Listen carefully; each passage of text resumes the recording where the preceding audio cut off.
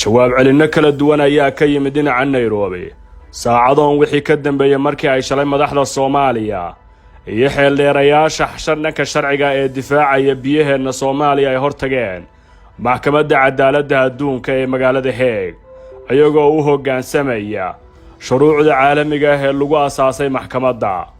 wargeyska The Standard ee ka soo baxa Kenya ayaa 3 saacadood kadib markii ay dhammaatay dhageysigii dacwadda waxa uu qoray war ciwaan looga dhigay Kenya oo wacad ku martay inay difaacayso muranka badda ee kala dhaxeeya Soomaaliya.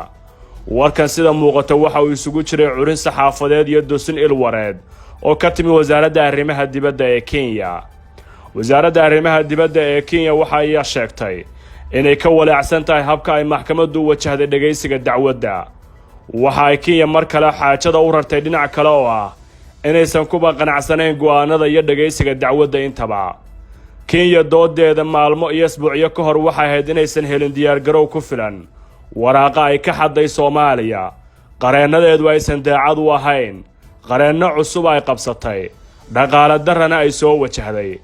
laakiin hadda waxa ay soo direen fariin kale oo inaysan maxkamaduba xaq u lahayn dhageysiga kiiskan oo uu jiray isfaham ay labada dal hore u gaareen kaas oo ay kala saxiixdeen 7 Abriil sanadkii 2009 waana is-afgaradkii ay laaleen baarlamaanka federaalka ee Soomaaliya.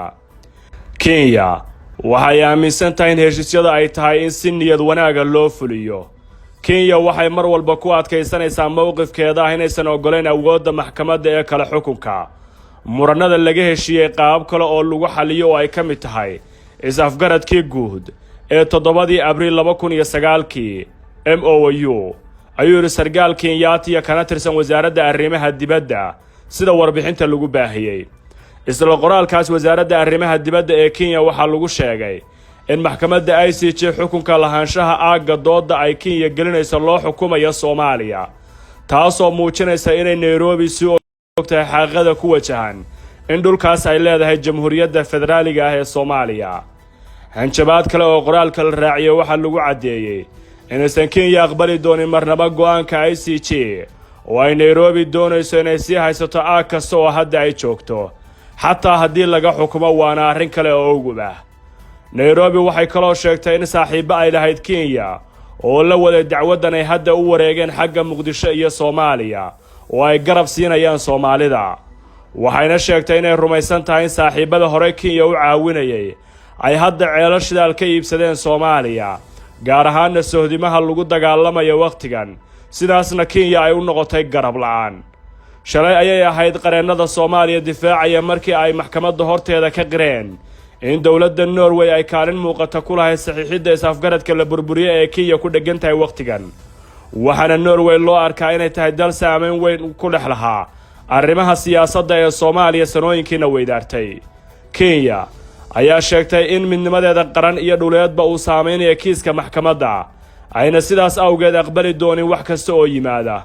waa mid muujinaysa in Soomaalidu aysan warba u haynin in Kenya ay madax bannaanideeda difaacanayso mucaarad iyo muxaafidba, xilli dadka Soomaalida iyo siyaasiyiintoodu ay sii kala durkayaan kuna mashquulsan yihiin kuraasta dhexdooda ah iyo arrimaha kooban ee ka dhexeeya.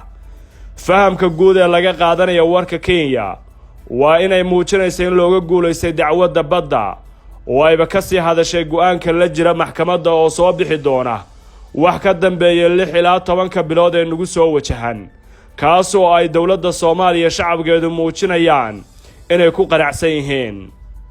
warbaahinta Kenya waxay u muuqdaan kuwa gar iyo gardarraba kula saftay dawladooda. waxay muujinayaan inay rumaysan yihiin inay difaacayaan qarankooda, balse Soomaalidu wali baraarugeeda ku wajahan dacladan ayaa hooseeya marka la qiimeeyo halkudhagyada labada dhinac ay kala adeegsanayaan. laba dhacdo oo ku cusub warka Kenya oo kale ayaa ah kuwa laga soo gudbay oo maxkamaddu hore uga socotay.